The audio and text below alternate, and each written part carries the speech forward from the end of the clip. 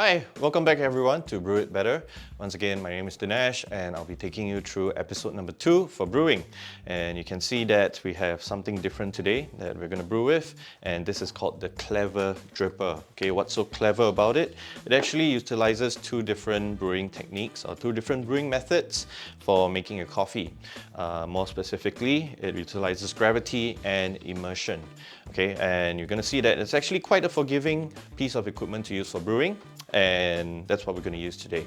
Now you can see this is kind of huge because we're going to be able to brew for multiple batches. Okay, if you're having people over and you want to make coffee for them, this is an easier way to make maybe 2 or 3 cups at a time for everyone to share. All right, today's coffee we're going to be drinking is from Mexico. It's called El Castano, and it is a Peñasco varietal. Okay, it's a honey process, so we can expect quite a bit of sweetness out of it, and as well as some fruit-forward flavors. We're still going with most of the same equipment and most of the same setup from the get-go. We're still going to use the Timemore Chestnut Slim. But this time I'm going to go for a coarser grind size. Okay, what we did last week was for a single serve coffee. What we're doing today is for multiple batches, and we need to actually do some things different to account for the increase in amount of coffee used. Namely, for the grinder, I'm going to be using a slightly coarser grind size, just so that I can compensate for the amount of coffee that I'm using and my brew doesn't clog within the dripper. Okay. Last week we used a 1:16 ratio. Let's keep it simple. Let's use the same ratio that we used last week, and we're going to use 1:16, but this time I'm going to use a different amount of coffee. Okay. Last week we used 15 grams. Today we are going to use 30 grams. Just going to grind out 20 grams first. I'm going to dump the rest of the 10 grams in after. Let's get our filter paper out of the way. Just going to give it a quick, nice fold. Make sure it's flush. Gonna pop it open. Okay, do a quick rinse. Rinsey, rinsey, rinse.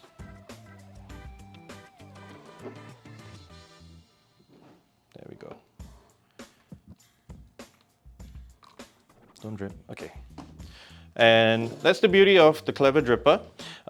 Basically, it's holding water in here right now, and when I want to drain it out, there's actually a latch at the bottom that pushes up when I place it on a vessel, and it'll drain the water out.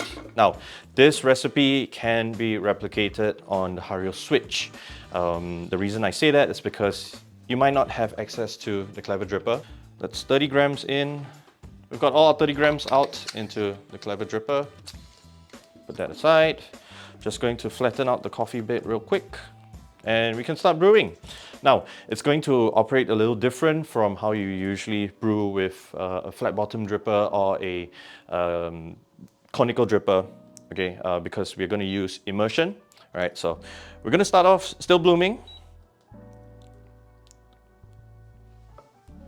I'm going to use about 2 or 3 times more, and so should you, of water compared to the amount of coffee you're using for your bloom.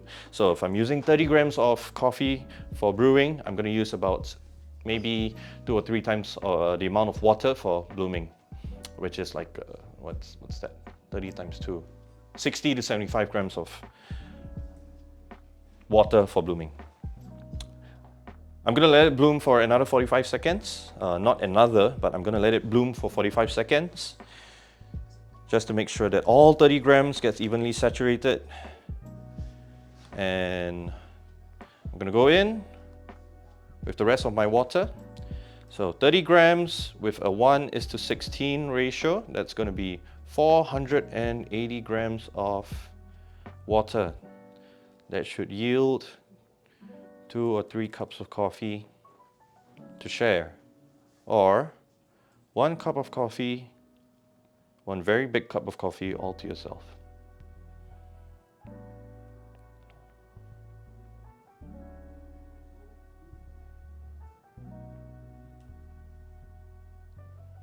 And there we go, right to the brim.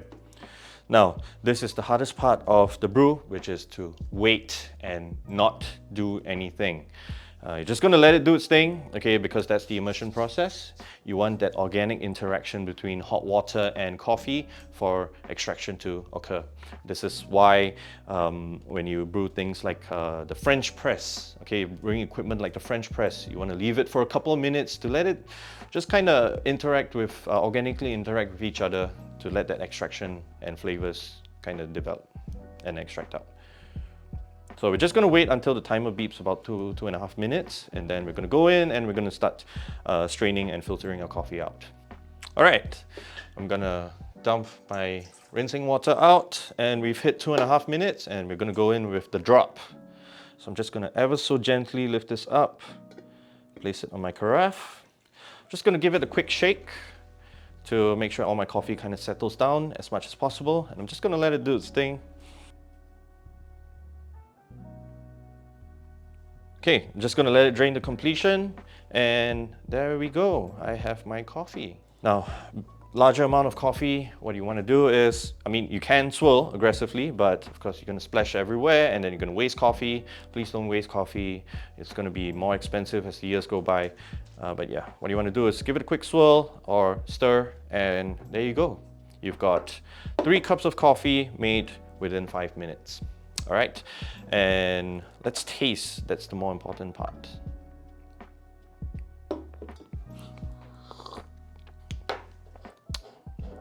There we go. It's a very easy drinking Mexican coffee. I've been enjoying Mexican coffee as of late. Easy drinking, a lot of flavor transparency, and you get a very controlled amount of acidity, not too overwhelming, not too overpowering, and it kind of balances out and rounds out the coffee pretty nicely. And on top of that, it has some nice natural sweetness to it as well. So it's good coffee. Probably gonna finish this whole thing for the rest of the afternoon. So once again, beans available in store at our academy or online at our website. Likewise with these equipment, if you're looking to get the Clever Dripper, we do stock it as well. We have it in 2 different sizes. This is for 2 to 4 cups, and we also have the 1 to 2 cup, which is a smaller variation of this. In any case, thank you for joining me today again. See you next time, and have a lovely day.